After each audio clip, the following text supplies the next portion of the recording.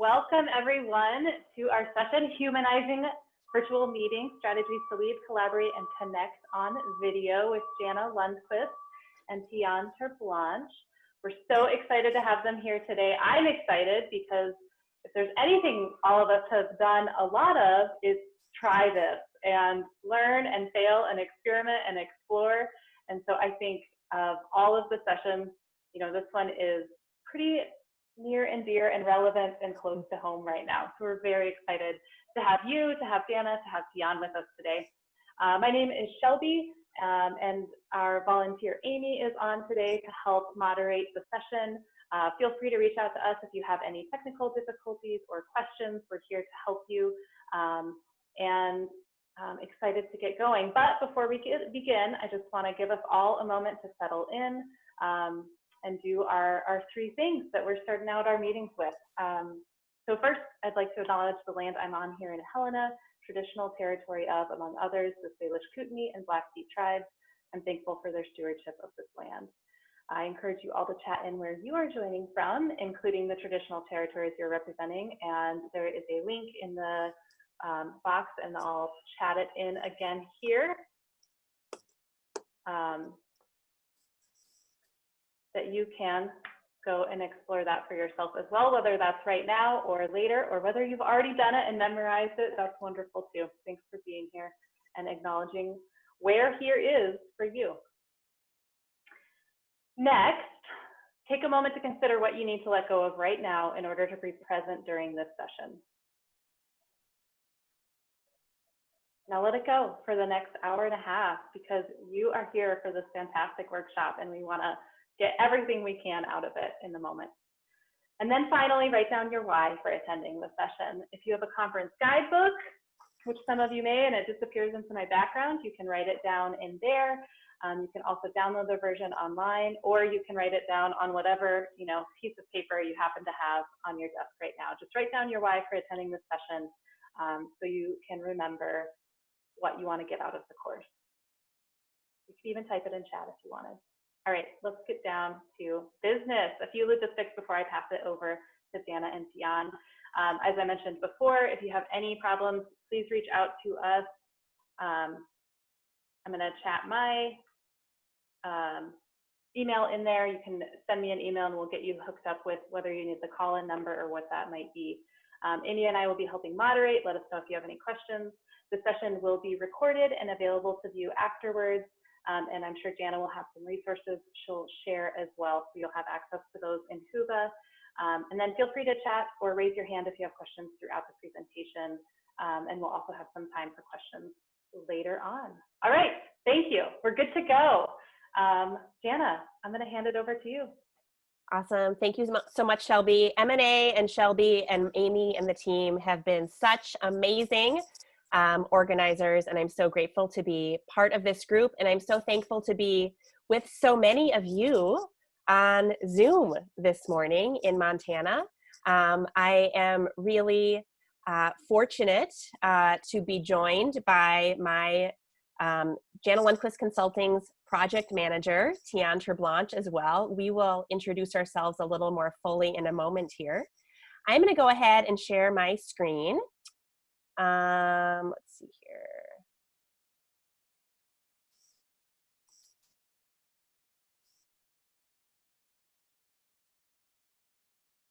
Great, so we're really talking about humanizing virtual meetings today, and you'll see we're going to talk a lot about those verbs that were in the title that attracted you to this session, hopefully, of lead, collaborate, and connect. Those are all three key ingredients and elements and aspects of virtual meetings that you'll want to be paying attention to as we move forward. As Shelby mentioned, I'm serving clients virtually based out of Missoula, Montana.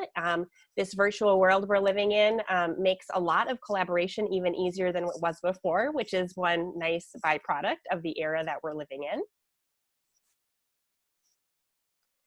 in.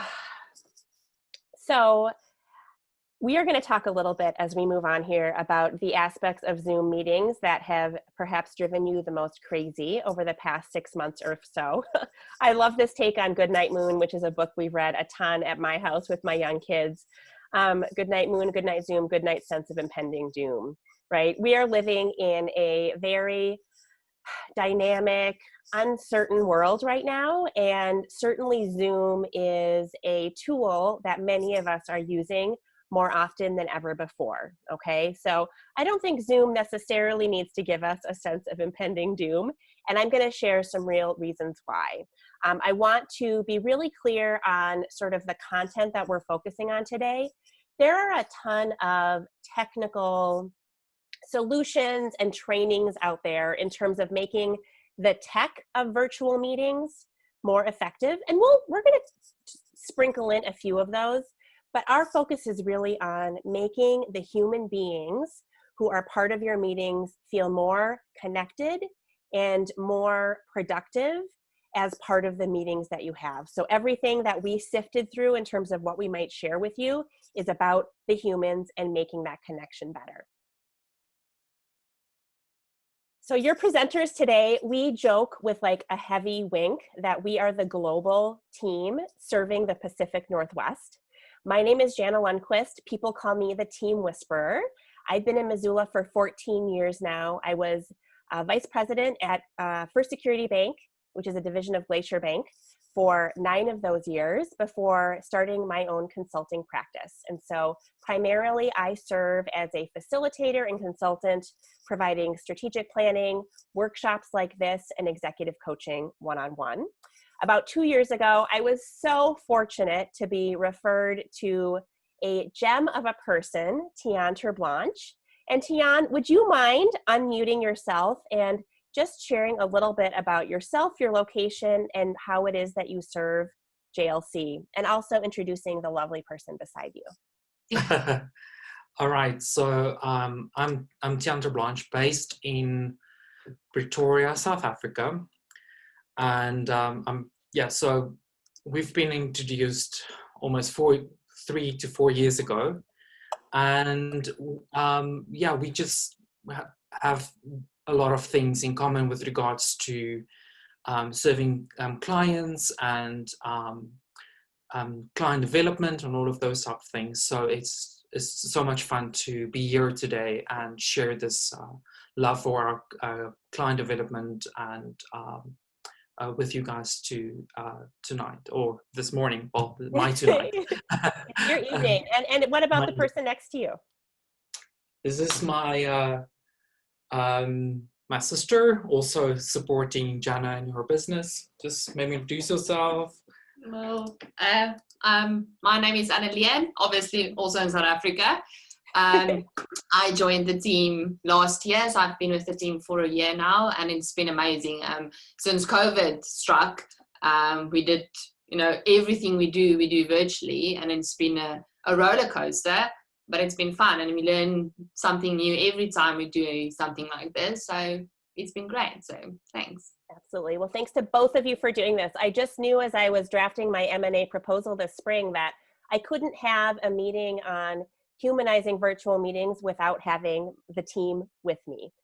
In the business, Tian and Anna-Liane serve project manager roles, executive assistant roles, and what's really ended up happening is as we've shifted 100% of our work online, they've come to be present in many of our smaller meetings or long-term, full day planning meetings or retreats, that sort of thing. And so we've really been in this together is kind of what I want to communicate as far as that goes. So that's your global team. So our agenda today is relatively streamlined. I am one of those people, I love to pack so much good information into a short amount of time, and I really worked with Tian's assistants to keep this streamlined and essential. All of you are busy and action-packed people now more than ever, and we really wanted to curate the information we shared so that you would come away with some really wonderful actionable takeaways. We're going to start looking at a little of the research in terms of why Zoom is exhausting, and then we're going to talk through some strategies to lead virtual meetings more effectively and how to collaborate more effectively. Then we're going to take a little brain break to give you a chance to get up, refill your coffee, step away from your screen for a few minutes. When we come back, we're going to talk about some strategies for connection. Then we're going to get into breakout groups and talk about some rapid fire ideas that you're either pulling from the information we've shared or that you've discovered in your own life. I find the M&A community to be so high performing and so insightful that we don't have any, what would the word be? We don't think we have all the answers, and we want to allow you all to share a little information among each other as well. And then finally, before we leave here, we'll ask you to make one commitment to yourself as far as actioning the key takeaway that means the most to you or that would have the most impact. Let's talk about desired outcomes. You are the tired and the overwhelmed, and I don't say that facetiously. The nonprofit sector, gosh, as much as anyone has had to adapt and pivot and do more with less since COVID hit, and I appreciate all the work that you have done. You are also high performers, as I mentioned, and it can be really tempting coming to a training like this and going, oh my gosh, I've got to change this and this and this and that and that and that. And that is too much. I don't want you to do that because that's setting you up for feelings of failure or letting yourself down or frustration, which are not the ingredients we're trying to add to your list. Speaking of ingredients, I would really think about today's session in this way. I am not giving you a brand new recipe that you need to learn and practice and complete from start to finish. Rather, I'm saying, hey, you know what? You've got a pretty good thing probably going already. And there are likely some ingredients or some seasonings that we may be able to provide you today that you're going to sprinkle in to some of those key meetings that you're having with colleagues or donors or partners in your communities. So let's go for a couple of ingredients or some seasoning rather than this idea of a complete overhaul. And so I want you to be pulling out one tactic or nugget, 2 tops, and commit to trying it in the next 10 days. There is likely a meeting on your calendar that you are facilitator of or co-facilitator of that you can tweak, improve just a little bit in the next week and a half, okay? So let's keep those expectations for ourselves reasonable with all else that you're learning at the MNA conference on top of it. Okay, in terms of climate, be curious. Curiosity and fear don't tend to go well with each other, so curiosity is a good one to lead with. Respect each other. Share only what you feel comfortable sharing. Please go to the Mentimeter link when I prompt you and not before. Mentimeter, for those who it may be new for, is basically it's a website, it's an app. You don't need the app, you just need the website link that allows facilitators like us to gather some input or feedback in real time anonymously, okay? And so especially in large groups like this one is, 129 people so far, it can be hard to get people to speak up verbally with an idea or a question, and we're all a little more comfortable typing something in and sharing it anonymously. And so that's a tool that we'll be demonstrating for you today. But go to the Mentimeter link when we ask you to and not before. Please pass along workshop insights to your wider team, but keep any sort of personal participant reflection confidential. Take care of yourself, stay fueled, get comfortable, take advantage of that brain break, and stay focused. You know, if it helps to turn your video on, to set your phone aside, and also to consider closing any extra windows on your computer that are going to be popping up and causing you distraction. And we'll wrap up promptly by 10:30 a.m. Mountain Time. Okay, so that's kind of the climate for today. Okay, we're going to launch into that Mentimeter poll. So go ahead. You can do this on your computer or on your phone. I'll let you use your phone for the Mentimeter stuff. Zoom exhausts me because, and when you go to menti.com and use the code in front of you, you'll be prompted to choose from a few different options about the reason Zoom might wear you out. Jana, so will I share my screen? Yeah, yes, why don't you go ahead and share your screen? I think you have the power to do that as a co-host, is that correct? Awesome, yeah. Fantastic. So we'll kind of watch these, responses as they roll in.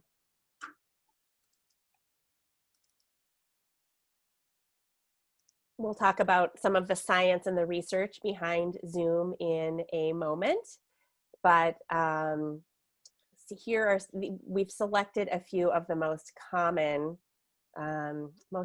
complaints or issues that people tend to have come up.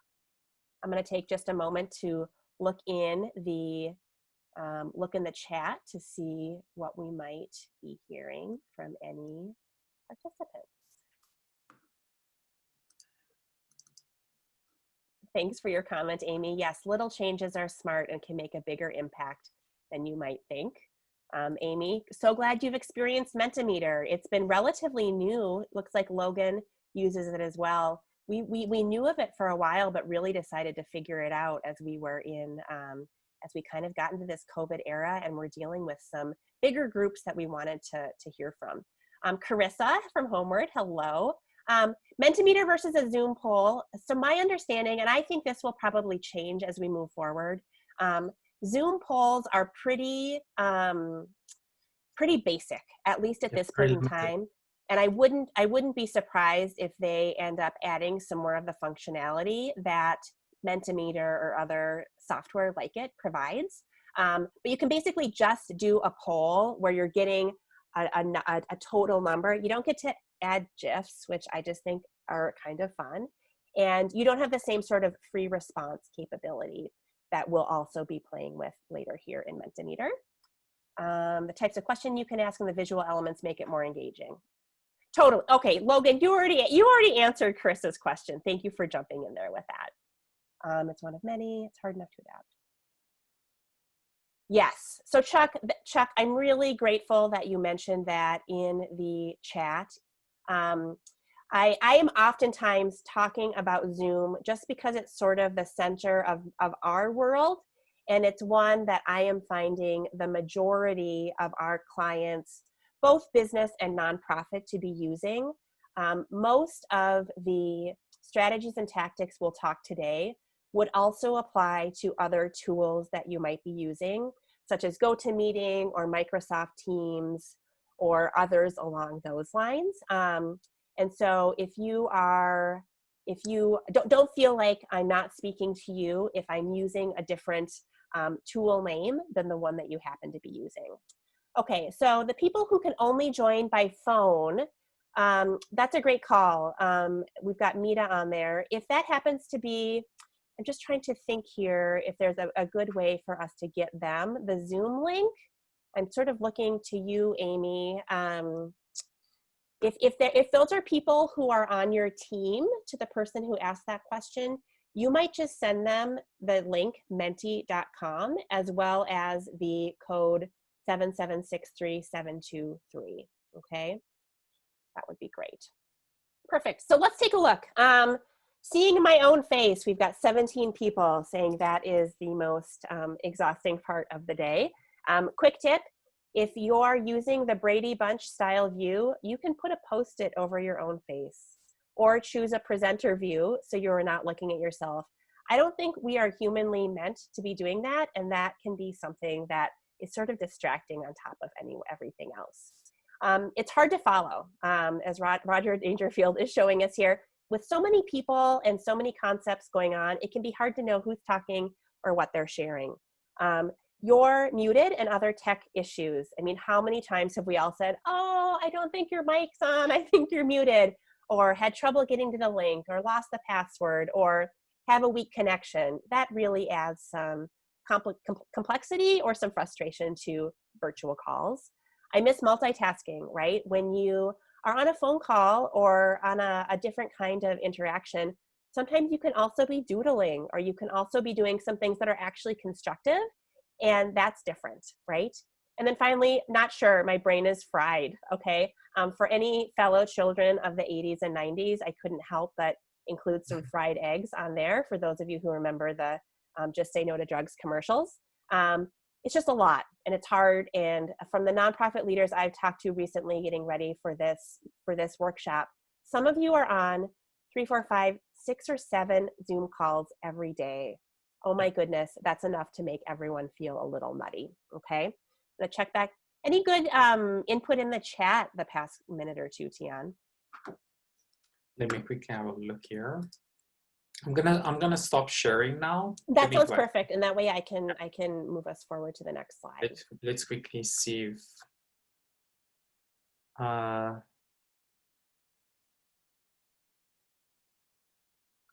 thanks. Okay, so a lot of people just saying it's great.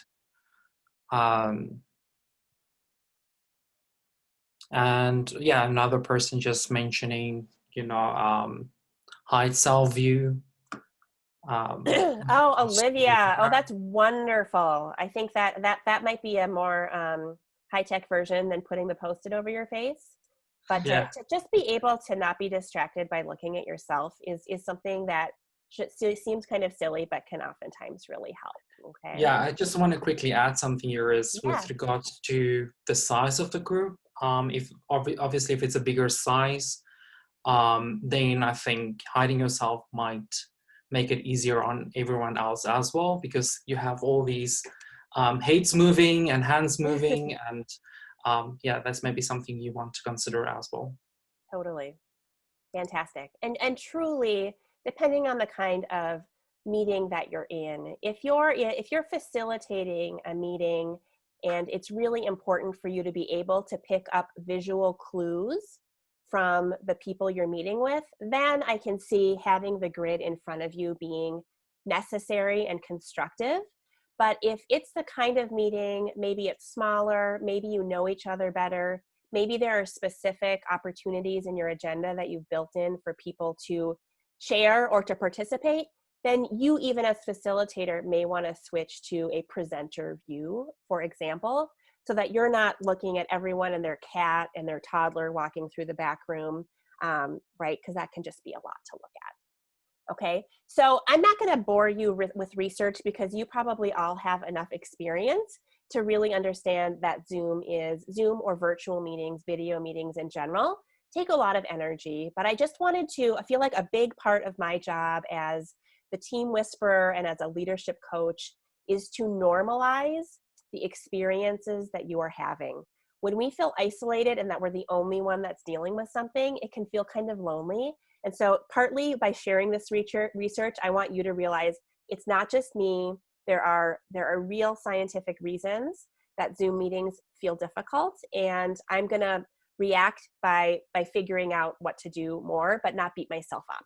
Okay, so first off, that staring at yourself into a camera and knowing that other people are seeing your face at the same time, that can really put like unnecessary pressure on your feelings about your own appearance. For some people, the prolonged split in attention, right? Where you're looking at all these people, maybe you're looking at notes in front of you, maybe you're looking at some slides or some other data that's being projected or shared. It can create a perplexing sense of being drained while having accomplished nothing. And I think that having accomplished nothing is a little funny and also kind of devastating, right? We feel like we're on these videos all day and what are we getting done? Because invariably there's this other work that is piling up next to us. Our brain basically becomes overwhelmed by all the stimuli. And when we're on a video call, there is this unspoken expectation that we give it our full attention. And this deprives us some of the benefits of sort of being able to sit back, look away, jot something down, think something through, rather than being like visually 100% plugged in the entire time. Okay? There are links to these few articles, and of course, Googling Zoom is exhausting will get you some additional research as well. Okay, so like I said, the main structure of our workshop today is focusing on the 3 verbs of lead, collaborate, and connect. And so we're going to get started by taking a look at lead. All right, so let's talk about Stumbling Larry, okay? Meet Larry. He is a facilitator of several meetings every month, and he has a lot of trouble getting things in order ahead of time in order for things to work well in the moment. Some of the things that he stumbles with are figuring out, oh yeah, what are we addressing today when we're together? What were those next steps we talked about last time we were on a call? What is it that we need to get done by the end of our meeting today, right? And so let's take a look at some of the some of the ways Larry is stumbling and perhaps some solutions that he may want to consider, okay?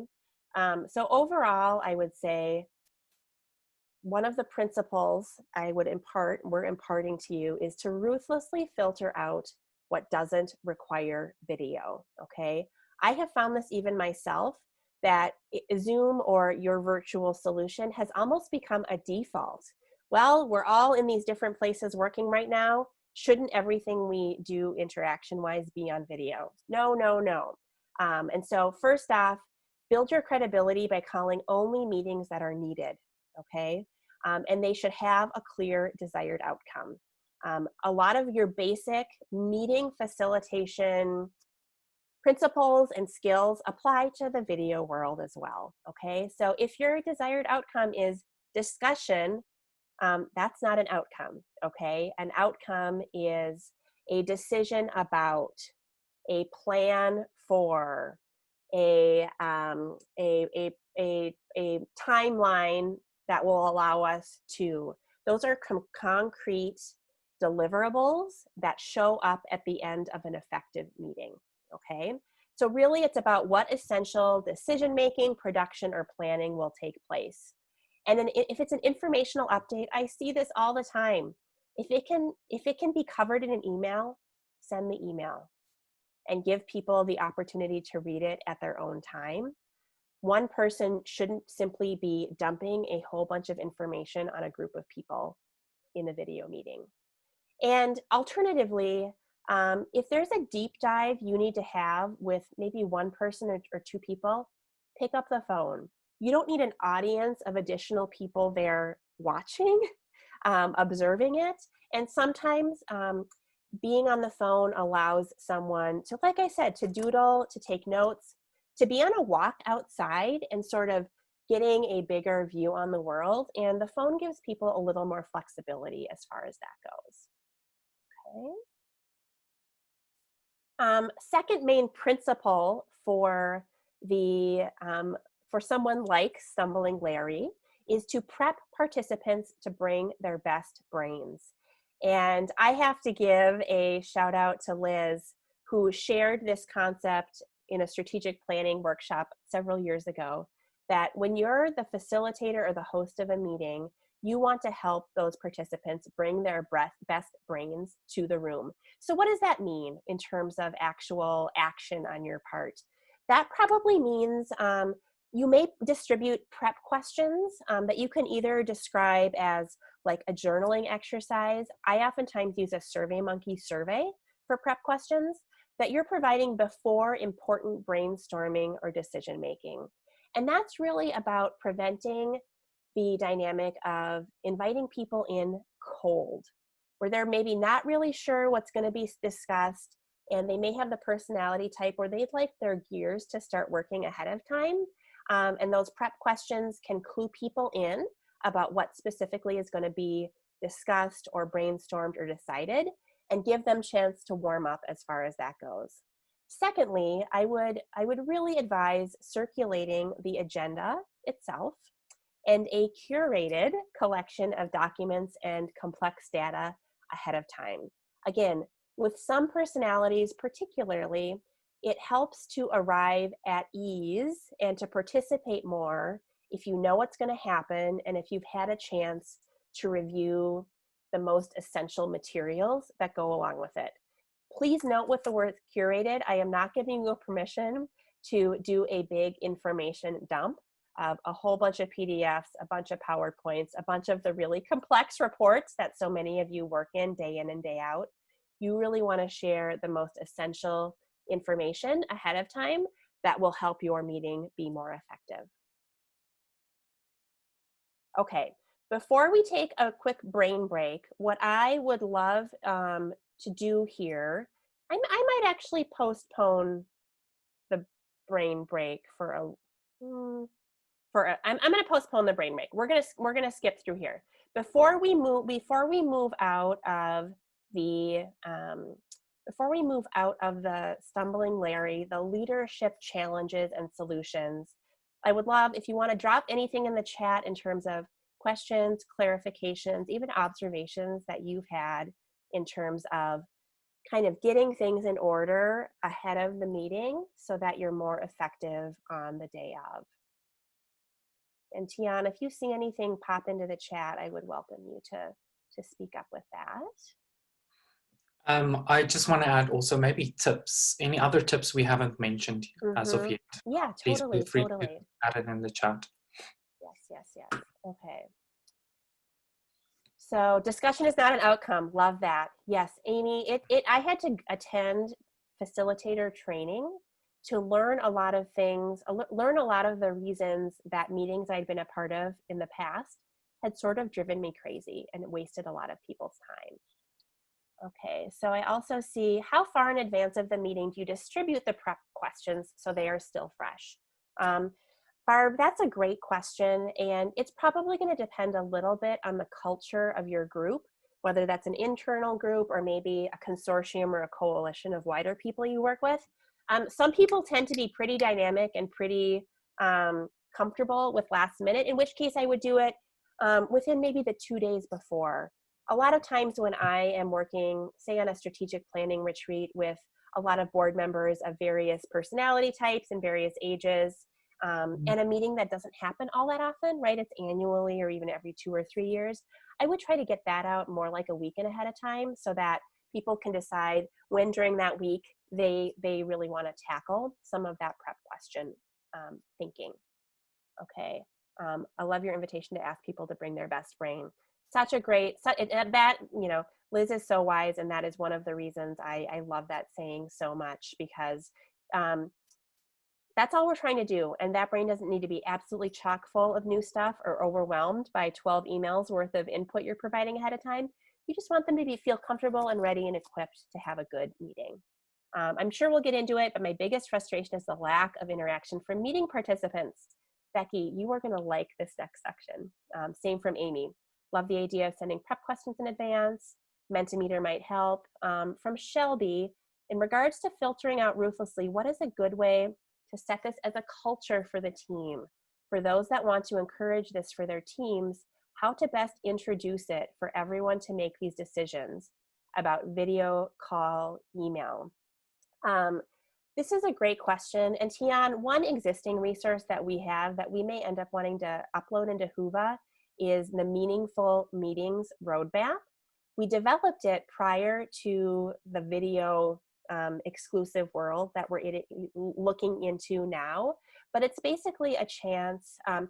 Essentially, there's a little bit of a decision tree that's still in my brain that I might need to get out at some point in terms of what's our purpose, who absolutely needs to be involved, and really what ends up being the right medium for that. So Shelby, I think the first thing you can do in terms of your culture is to lead by example and maybe be a little bit explicit as you're writing that email or you're calling that video call or you're picking up the phone and saying, okay, here's the agenda, here's why we're here today, here are our desired outcomes.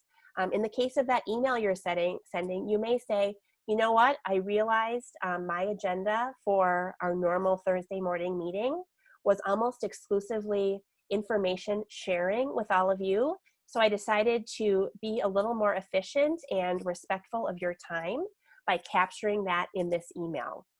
Feel free to follow up with me with any questions you may have about this information, and we can also address any other questions at our meeting next Thursday, that sort of thing. So making your meeting leadership or your selection of the right medium explicit can help get other people thinking in that same way. And if you are a supervisor or a leader who is able to give that guidance to the members of your team of, hey, you know, six Zoom calls is too much for anyone to handle. We're going, you know, for over the next 6 weeks, we're going to really practice being discerning about how we set meetings, how we structure them, and how we sift out stuff that can actually be communicated or shared another way. They may just love some of those tools that you may have.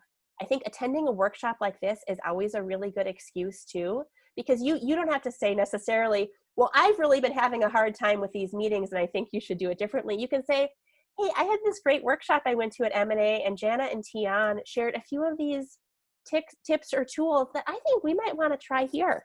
Use that as an entry point as well. That can be really helpful. Kelly, great. We're gonna tackle the lack of interaction, incorporating the what do you need to let go routine. I learned that routine from MNA, gosh, 3 or 4 years ago, and I just did it yesterday in an in-person setting. It always helps participants be more settled into their seats as you start a meeting. How do you get people to commit to reviewing an agenda beforehand? That's a really good question. And I don't necessarily know that I have the answer to it.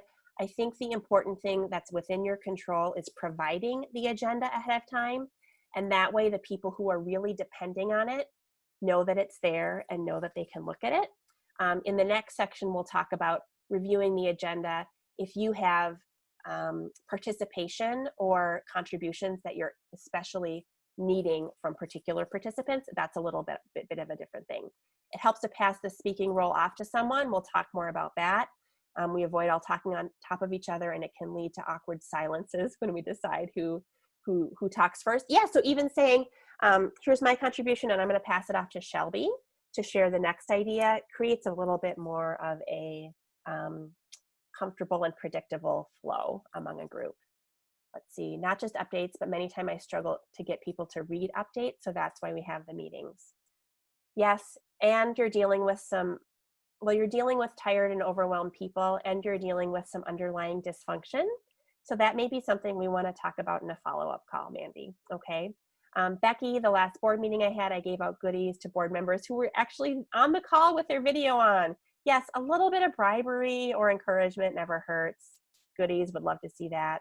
An attendee who, given the opportunity to comment, goes on in legalese and basically takes over the meeting. Brenda, I would be very specific about the kinds. Agenda building is an entirely different 90+ meeting workshop, but if you can build an agenda to be very clear on what topics are up for discussion at different points in time and in the meeting overall, here's what that does. That doesn't necessarily whip that attendee into shape in and of itself, but it gives you an explicit expectation to go back to, right? So that you can say, you know, hey, David, I appreciate your passion on this topic. Our agenda today is really focused on 1, 2, and 3. And right now, I'm only accepting input on comment number 1 or topic number 1.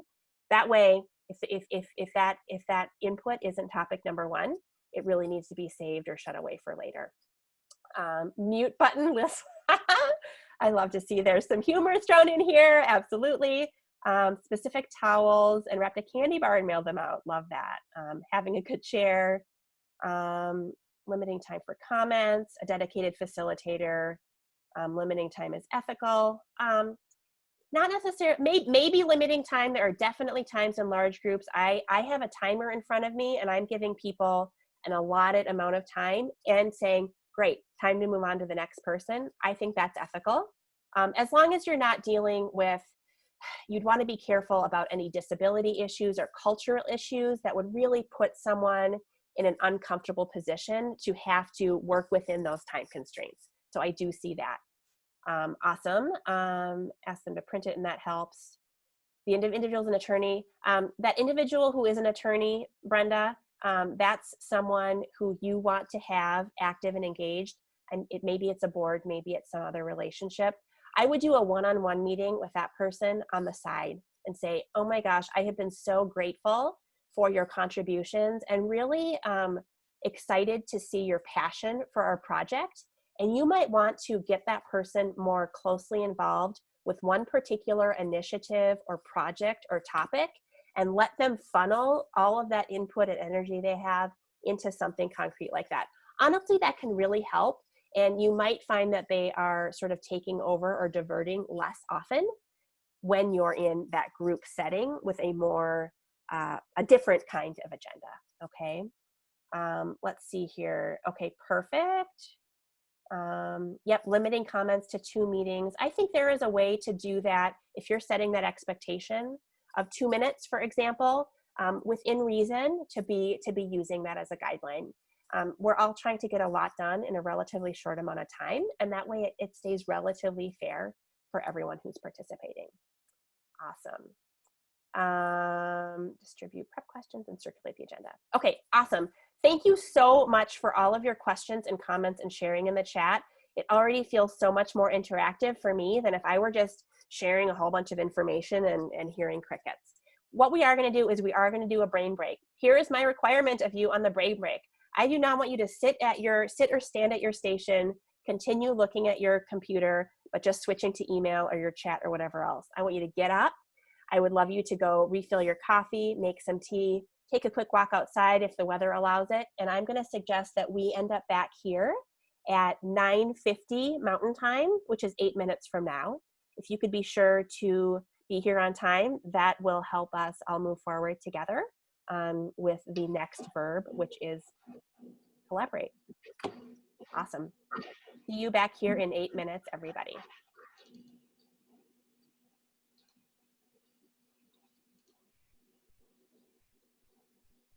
Oh, and Shelby says there are some mini yoga sections in the sessions in the exhibitor hall. You all have thought of everything. So awesome. Perfect. Tiana and Amy, thank you so much for getting everyone into the room. I think that's a tactic I'm going to come up with too, is using the waiting room beforehand, Tian. I mean, I'm thinking about some of the other workshops that just you and I have done, and you kind of end up with like this awkward 10 to 12 minutes, right? When some people are just testing that technology and you're sort of like, hey, like we're just like getting the last couple things done. But to be honest, sometimes you feel kind of rude for everyone, to wait there. Like, you're not kind of welcome to, join early. What have your thoughts been on this, Shelby? Obviously, it's a best practice that you're using in the entire conference. Yeah, so we use it mostly for security, but also you can customize the waiting room and have your logo and a message up there. You can also message into the waiting room. So we'll often message and send a link for them to explore. And, so it works well for us. We haven't gotten feedback. Every now and then we get a call that it's like, I'm in a waiting room. What does that mean? But for the most you can send messages to people in there. I think it's kind of a nice spot, and it does give you that 15 minutes. Yeah, and I can see that if you have, especially if you have a logo and a message, people just want to know they're in the right place. Yeah. And so if you can like reassure them in that way, I can see that being like, oh, okay, good. Like that's where I work, or that's the consultant we're using, or whatever, or that's the, coalition meeting that I'm a part of. I can just simply, go grab my coffee and know that all my technology will be ready for me when I get back. Yeah, even a link that's like, here's the agenda we're going over today. Take a few minutes to look at it or something. Love that, Amy. That's great, Amy. And Amy, tell me a little bit about your background. I am, or your role, or like what brings you to as an MNA volunteer today. Yeah, I'm new to Montana and wanted to connect. I was laid off from a nonprofit role recently. Oh shoot! So, yeah. I wanted to connect with folks in Montana. And what part of Montana are you living in? I'm in Missoula. Oh, you are? Oh, awesome! Yeah. Fantastic! Well, cool. And what is your nonprofit like area of expertise? I was in education and global education specifically, so sending students to different countries to learn from community partners. So well, perfect. Well, I'm going to offer a free 30-minute call at the end of this session, and if you want to like just get on Zoom or the phone together to brainstorm, I would be delighted to do that. I would love that. Cool.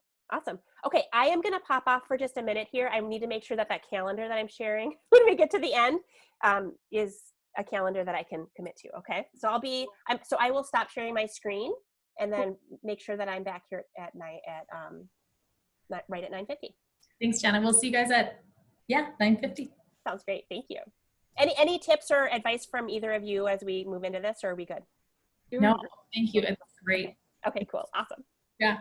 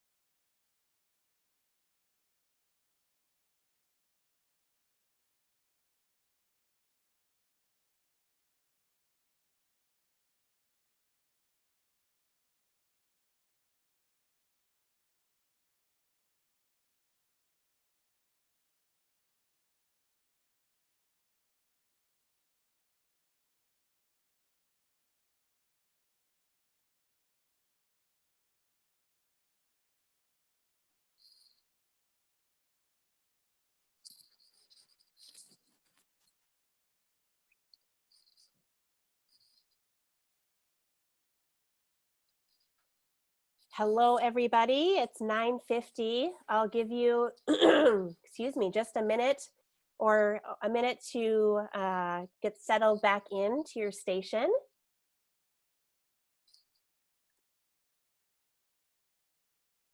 As we finish that brain break. Awesome.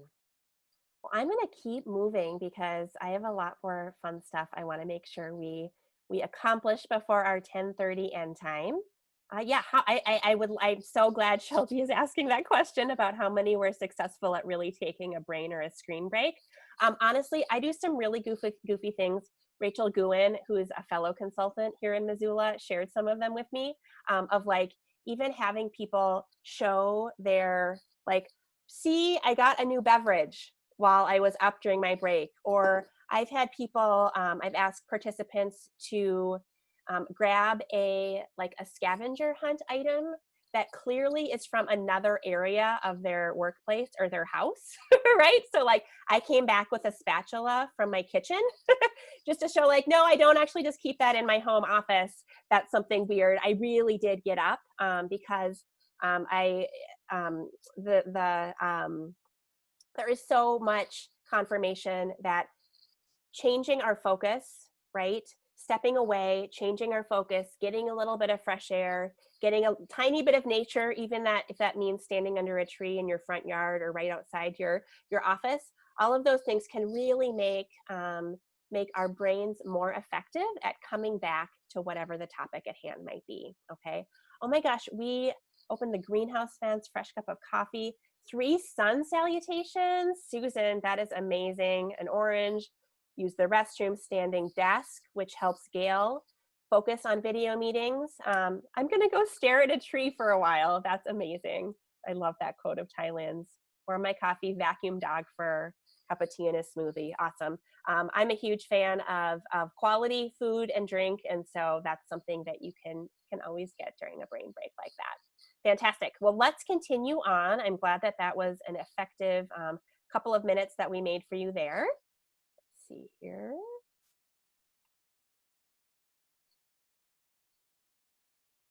So I'm going to share my screen. I'm still in the mode where I sort of do a little bit of speaking my mind as I'm doing these things, but that'll change eventually too, or maybe not. Okay, so brain break.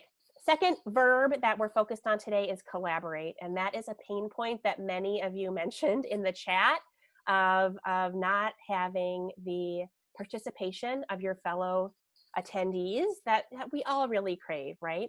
So let's talk about Casey, and I'm calling Casey, I couldn't come up with quite the right adjective, but isolated might be the word, okay?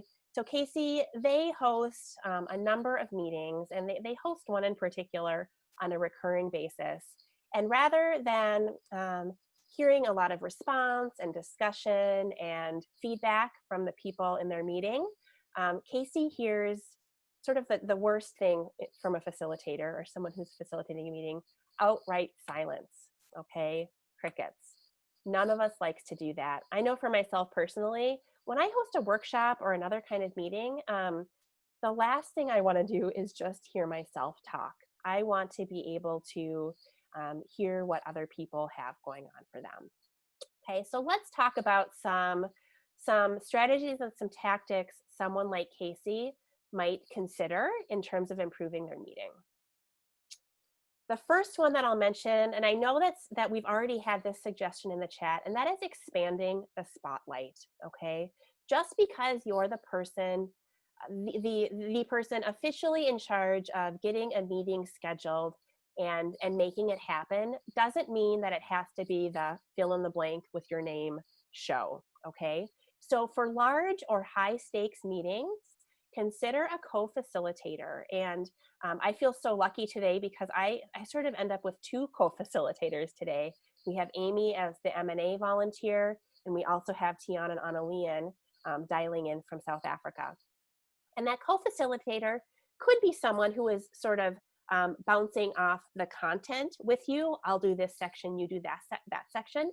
Or as in the case with Tian and Annalien and I in most of our workshops, that co-facilitator role is really about keeping you on track as the main facilitator, right? Oh, Jana, didn't you want to ...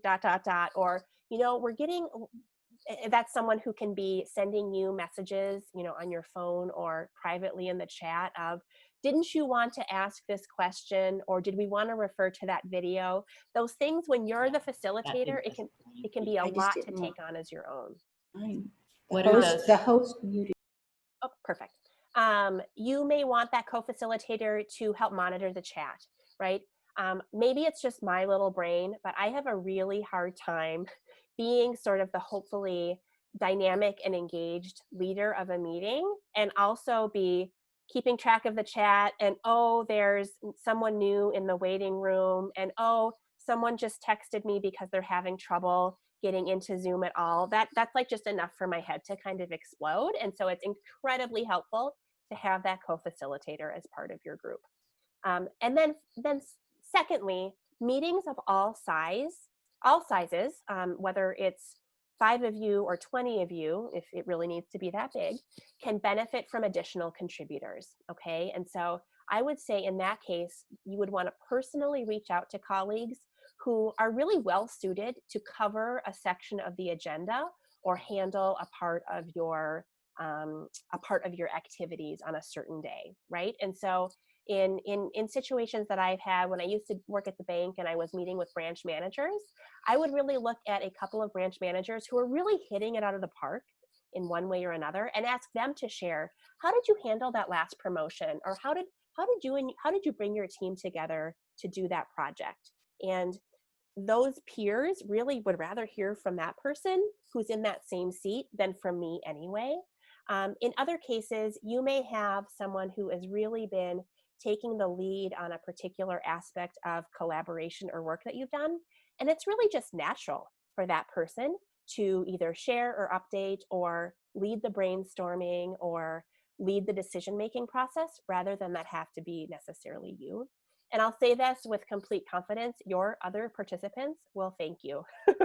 Having that co-facilitator who's keeping everything on track, having those other voices and contributors in the virtual room, those things really make it feel more multifaceted, more dynamic, more exciting, more participatory, and you haven't even gotten additional participation from the wider participants at all. So let's talk about that next. Let's see here. So what I would really say next, I'm having trouble moving that over, is to really think about leveraging technology for better interactions, okay? I'm not suggesting go get a bunch of apps and start using all of those for your meetings, not at all. But like I said, few of us want to give a monologue. There might be a few actors in the room. You might be the exceptions to that rule. And you really want to give people a chance to interact and team up. One tool that we will be practicing a little later together is breakout rooms, okay? And breakout rooms are available in most, if not all, of the video platforms that we've talked about. They can cost additional money, which is something to keep track of or to think about. I will, devil's advocate, I will say there are, despite how tight your budgets are now more than ever, there is a return on investment from having effective meetings. And if breakout rooms are one of those tools that might help you, it may serve you. I think there are a lot of different pricing schedules. I think we now pay about $235 a month to have all of our breakout room and Zoom capability. That's no small chunk of change. It definitely gave me pause. But when I thought about all of the flip charts and markers and driving and other things that we're not investing in as our organization right now, those breakout rooms are a really natural thing. I would really just think about breakout rooms in the same way that you would think about an in-person meeting that you would have. Oftentimes we like to break up into groups to divide up topics, to divide up decisions, to divide up brainstorming. And this is basically the virtual version of that. And I find that many times people are reluctant or shy or hesitant to speak up for the first time in the big or the larger group. But oftentimes after a breakout group meets, you can at least assign one person in that group to report back to the larger group. What was your key takeaway? What was your decision? So that you're at least hearing some additional voices following that breakout group activity, okay? Again, if you can get people to talk in a smaller group, I do think they're more likely to talk in a larger group as well. And I guess I would love if anyone wants to add to the chat who hasn't already. I'd be sort of curious for a gauge of how many of you have used breakout rooms, or for whom it's a brand new concept or something you'll be looking into. And then help participants literally envision the challenge at hand or the work plan or the brainstorming on curated slides or shared documents. I'm probably overwhelming you with a few too many slides today, but even in the case of a meeting, I think many of us who lean towards verbal communication are very comfortable hearing everything in an auditory way that's being shared in a meeting. But it can be very nice to have even 3 to 5 slides or video or slides or visuals that you're projecting, so that everyone can be looking at the same thing at the same time and really be able to follow a little bit more closely what it is that you are discussing or sharing. And then finally, shared documents. I feel like Tian and Annalene and I are sort of at the forefront, not at the forefront, not at the forefront total. We're at the beginning of our exploration of this. But what I'm really talking about, for example, when you're in a shared meeting in person, you might really be depending on slides and flip charts and Post-its and other ways you're capturing all the good ideas and decisions that are happening. And that can be a little tricky to do when you're just talking to each other. And so one thing we've done is we have set up shared Google Docs ahead of time and made those links shareable, right? So that everyone in the meeting can access them. And we populate them ahead of time with some things. It could be the agenda. I'm thinking of a strategic planning session we did in July where we had 3 or 4 brainstorming questions that we were dividing among 4 different groups. And so each group had a section of the shared Google Doc where their question was clearly written. And then during the breakout session time, they were just jotting in there all of the questions that they came up with as a group. And that's a way to not only make something more visual and more easily, I was going to say collaboratable, which is definitely not a word. It also is getting some of you're already doing some of the follow-up work of compiling everyone's ideas. It's already done in that Google Doc, okay? So I'm going to pause us here for a sec. I want to take a look at the chat.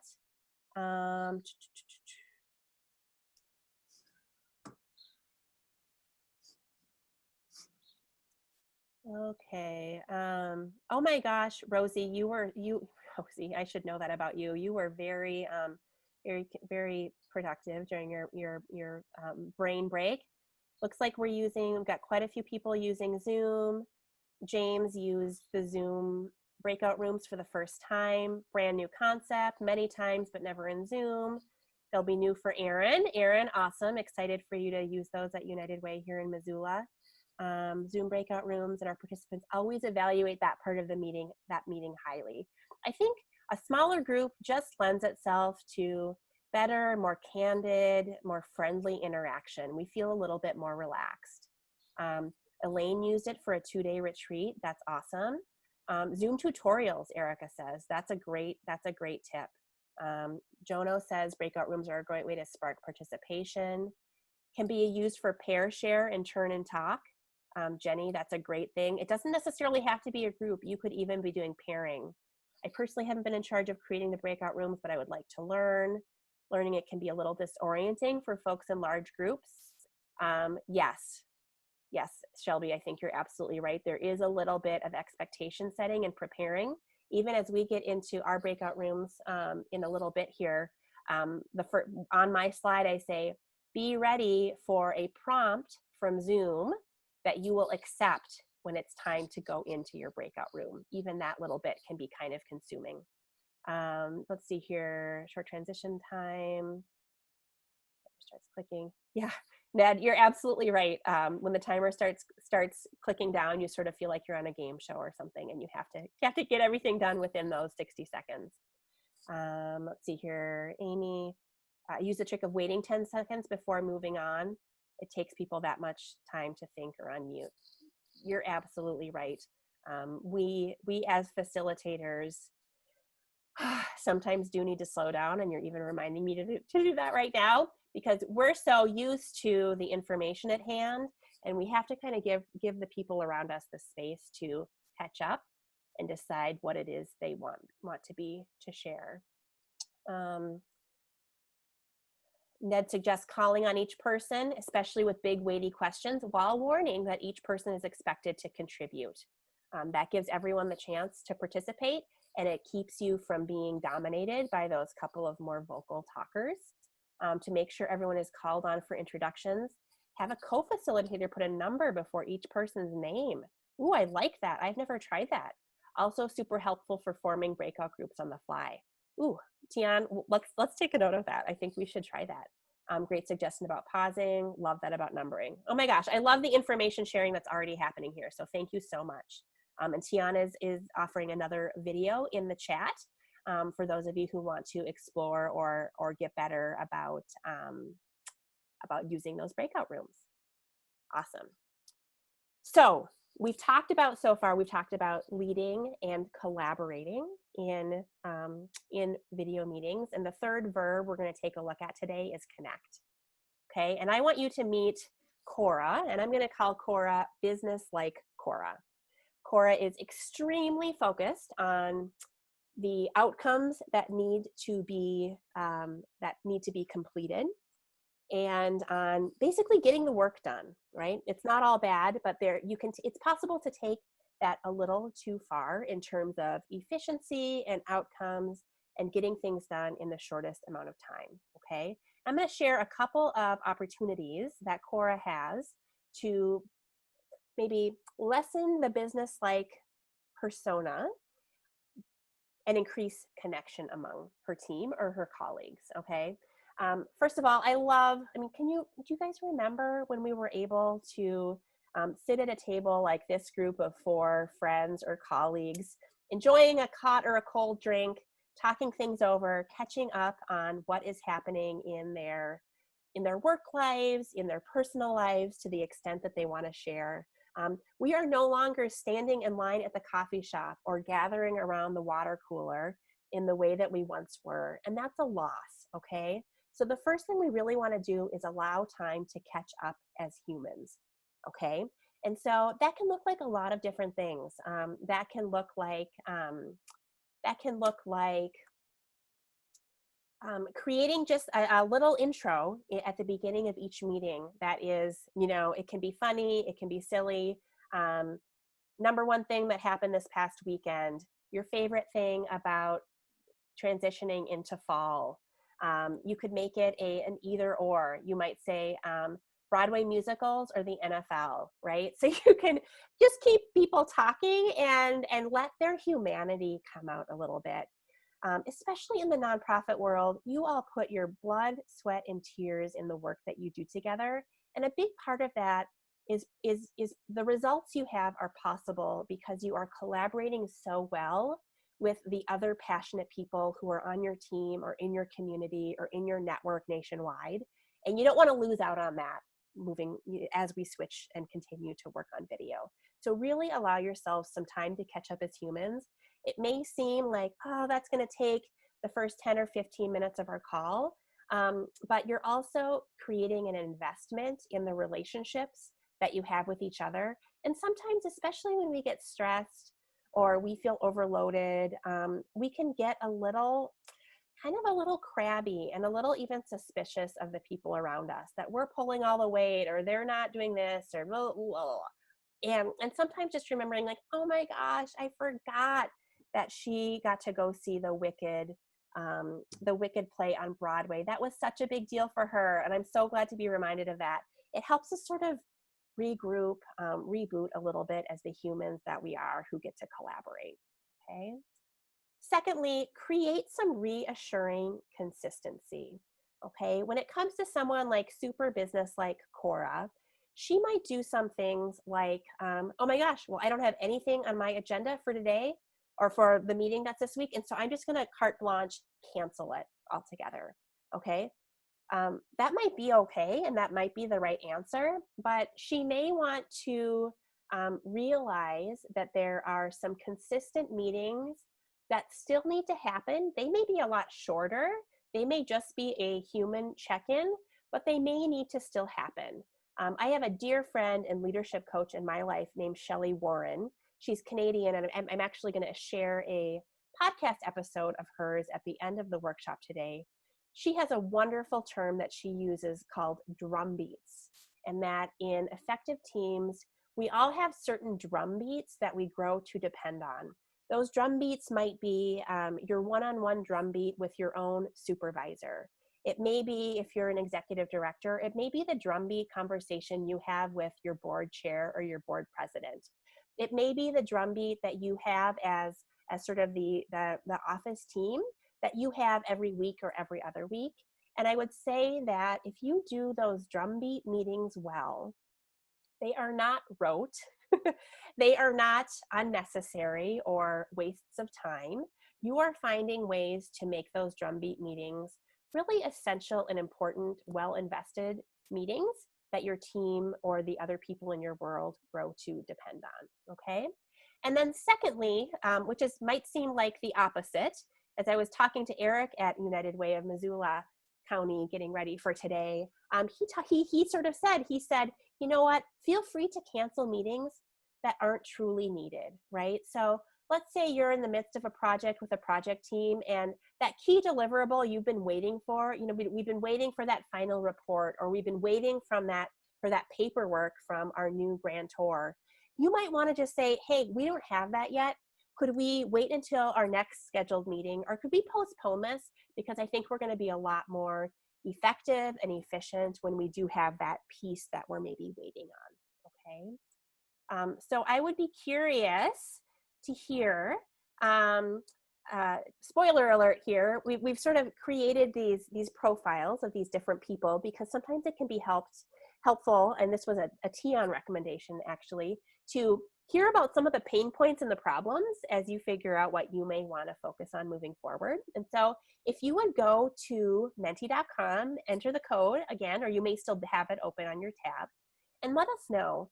I identify most with stumbling Lionel, isolated Casey, or business like Cora in terms of your challenges as a facilitator. Is it that meeting leadership you're having trouble with?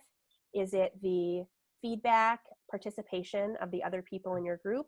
Or is it that maybe you're a little too down to business and maybe not having the chance for the other humans in the virtual room to share and be present and to connect with the others that you're meeting with? Awesome, Tion, thank you for sharing that. We're already seeing some input here. While those are coming in, the other thing I'm going to do is take a look at the chat because all of you are having so much wonderful input here. Jenny says, step forward, step back, monitor yourself. Oh my gosh, leadership facilitation, it's hard. You really do have to develop a self-awareness of whether you're moving too far ahead or whether you're at the right pace, or slowing people down when everyone else is really ready to move forward. Let's see here. So Olivia says, unfortunately, the notes you might be taking in the Zoom small group go away when you return to the whole. Haven't quite figured out how to work around that. So Olivia, in the example that I shared, I would actually be creating a Google Doc outside of the Zoom environment altogether. So you would be going into a browser and going into a Google Doc. And that way that Google Doc really does live even as that breakout group closes and goes back into the larger group. Lisa gave Jenny a shout out. Breakout groups, I'll type notes into a shared Google Doc. Erica, thank you. You already answered that question for me. Olivia says, I think you have to have a Gmail account to use Google Docs. Not all of my members have Gmail. Olivia, you'll want to take a look at the settings on your document, because there is a way to completely open up a link so that anyone can have access to it. Obviously, you're going to want to make sure that you shut down access to that link, especially if it's sensitive or confidential information, so that once you've gathered it, you're then taking advantage of it or using it in a confidential way afterwards. Carolyn, great. Ned, you all are already answering each other's questions. Awesome. Great. Paula says Office 365 or Team View or apps can be alternatives to Google Docs. Amy says that she had a really good check-in with her team about how they are really, really doing right now. I feel like the emphasis is on the really amid the pandemic, and it was super important to your team. Amy, you are a doer, and so knowing you the way I do, I think it may have been a little bit of a slowing down that you had to do to have that check-in, but it sounds like, oh my gosh, they really appreciated that from you as their leader. Rural broadband upload speed, says Ned. Oh, that's tough. Ned, one thing I am doing a lot is I'm actually literally plugging into my internet as opposed to using the Wi-Fi.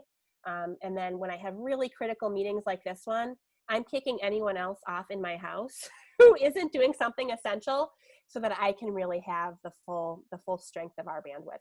I'm not in a rural area, so I wouldn't be able to answer that question, but I would love to see the other input you all might have who are in more rural areas. Okay, so as we look at the feedback we've got Stumbling Lionel is 11 of you, Isolated Casey is maybe 25, and 31 is maybe that business like Cora. And so I think if you can be thinking about humanizing your meetings and adding in what may seem inefficient, adding in either separate meetings about connecting as humans or creating some budget within existing meetings to allow for that human connection, I think over the long run, you'll find a lot of benefit for doing that, okay? Tian, thank you for sharing that. I think I will take over from here. Oopsie. Let's see here. Just a sec.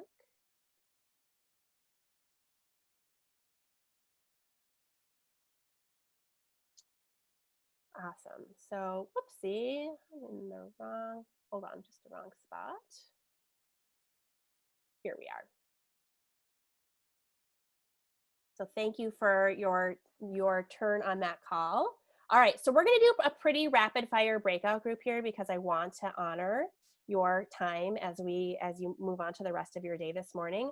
So we're gonna do a rapid fire small group breakout room. Tian, I'm looking to you as you get those breakout rooms set up. And you're really gonna be doing three things rather. The first thing you're gonna do is when it's time to break, you are gonna see a prompt in Zoom to join a breakout room. If you could wait to hear me finish the assignment before you click it, that would be great. And what you're gonna do really quickly is your name, organization, and just the town that you're here from. And I would love you to commit verbally with your group to one new tactic or tool to try within the next 10 days. So what are you taking away from all of this information that's been shared by me, by Tian, by your colleagues in the chat? And that if you have time, if you have time to offer your rapid fire idea, something that's been shared, that hasn't been shared here, something that I've found that humanizes virtual meetings is, okay? We're gonna make this pretty brief. I'm gonna make this like a 7-minute breakout group, which would bring us back here at 10:25. Tian, I heard you there for a bit. Can you repeat what you had to say? So I'm gonna have to put people in the breakout room. Oh, you are? Okay. Oh, true. Yeah, so just let me know how many folks. Yeah, and I was thinking maybe smaller groups so that we could get through them a little more quickly. Could we do say that again, Tian? For 15 rooms, if possible. Okay. On 5, yeah. And I would even, if it's easy enough to update that, I would maybe even double that to 30 so that we'll have a smaller number of people per group, just with the timeline in front of us. Perfect. So you'll be in a group with 3 to 4 participants, and some folks might be elsewhere. So totally. And but if you are there, if you could turn on your video so you can see each other, that would be awesome. Great. And I'm ready to send those off as soon as you're ready to do that, Shelby.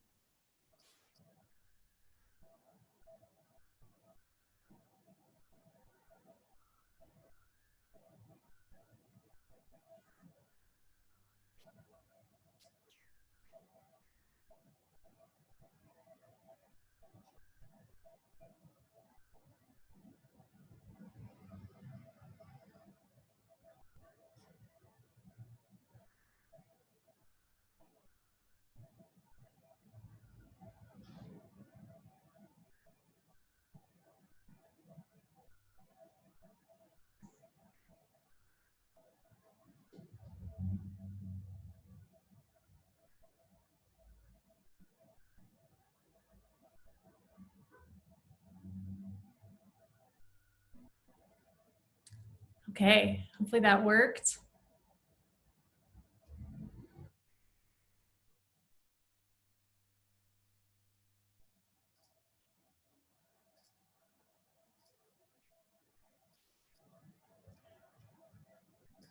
Oh, and I can't hear you, Jana. Oh yeah.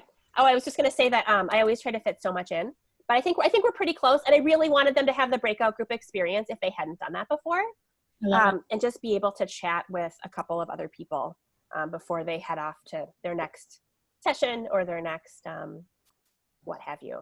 Wherever they might be. And I'm Mhm. just kind of keeping an eye on making sure it's nice. We had somebody want to do 2 people per room Oh yesterday. yeah.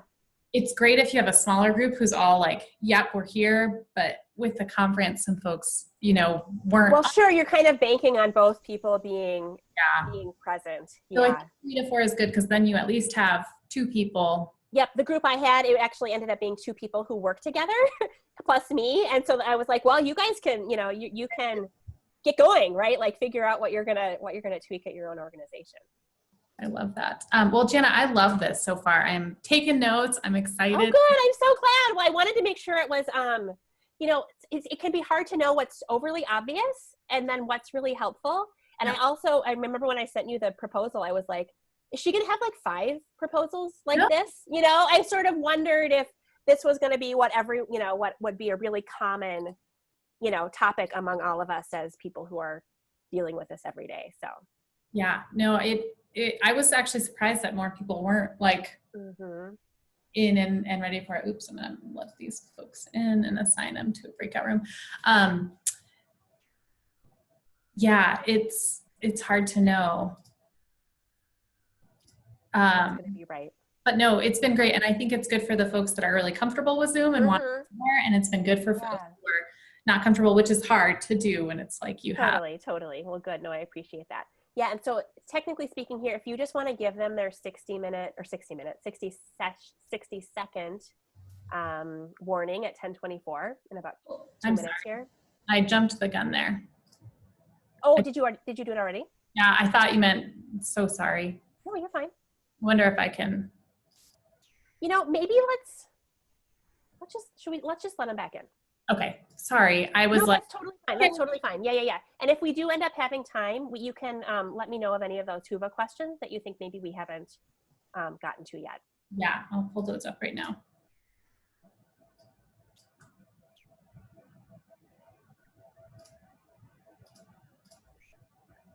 You replied to good way to keep people engaged, carve out agenda.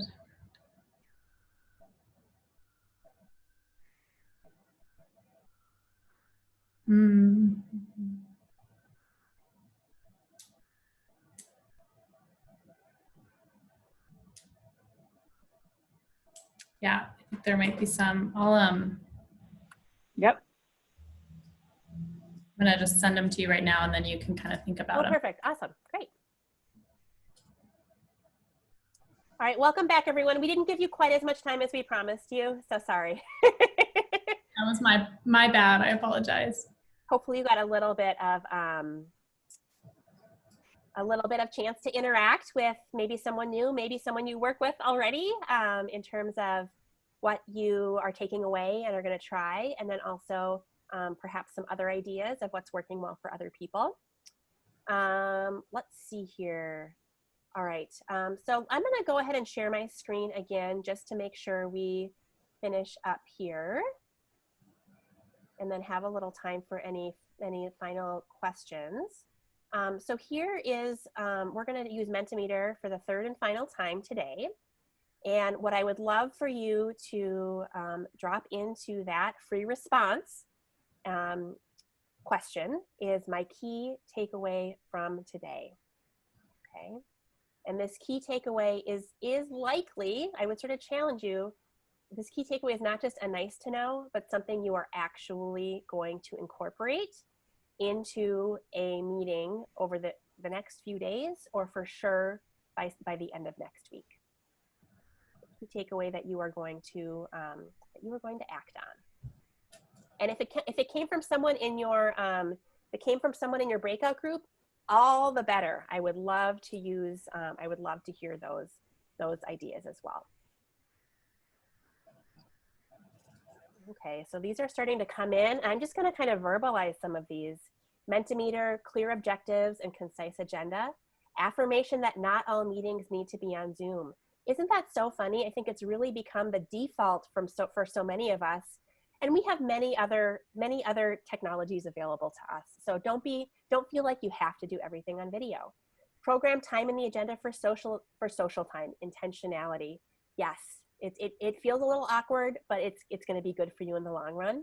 Mentimeter and prep questions. Yep, prep questions can be great for allowing people to get those gears rolling in advance. The brain break, Mentimeter, putting a message and logo in the Zoom waiting room so that people are assured they're in the right place. That is something that I'm going to use too. I don't typically use waiting rooms, and I always end up with this awkward, like everyone's showing up early, and do we talk, do we not talk? So I think the waiting room is a really wonderful thing that MNA is teaching me. I tend to be more businesslike and want to have a little and want to have a little more fun. Allow for human emotion to set a nice tone for the meeting. Clear outcomes and assigning a co-facilitator. Set an intention to define desired outcomes before the meeting. Desired outcomes change everything. To lighten the meetings and do a short time of checking in. Using Mentimeter to get a general consensus of a big group meeting. That can be really, really helpful. Video is exhausting. Phone calls are okay. And change the facilitator for weekly meetings and start with different prompts. All of those things are really awesome. Perfect. I'm going to go for the middle to the middle column really quick here. Plug into the router and don't rely on Wi-Fi. Yes, yes, yes, especially if something is high stakes or important. Take my time as a facilitator, invest in pauses, set the tone with an icebreaker question. Breakout rooms, check-ins, and polls like Mentimeter need to figure out how to support non-techie participants. Yes, maybe even just a quick one-on-one training session with them ahead of time. A lot of this is really simple once they see that it's not going to require, you know, a rocket science degree. Bring your best brain. Like the idea of hiding my own video, getting distracted by my own face. Mentimeter, human engagement. You liked using Mentimeter? Awesome. Breakout groups for talking. We'll implement a consistent agenda for weekly team meetings. Ask for input, setting the agenda items. Yes, you do not have to hold the entire burden of this. Ask for input. Okay, and then I'm going to skip over. I haven't been able to say all of them. You have so many great inputs here. Calling people into conversation. Ask if it can be done by phone or email. Acknowledge Zoom fatigue. Zoom room. Be patient with people's technology struggles, especially when video and audio stuff and Wi-Fi or other connectivity can be an issue.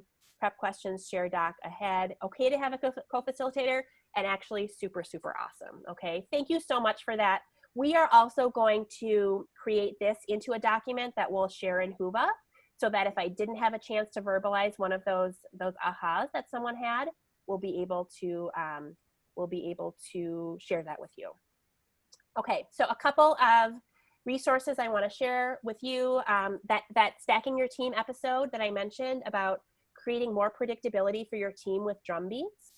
That's really figuring out what do I want to have on a regular basis with these different groups of people in my life or in my work, and how can I make them as effective as possible. Shelley is a gem. You will love her.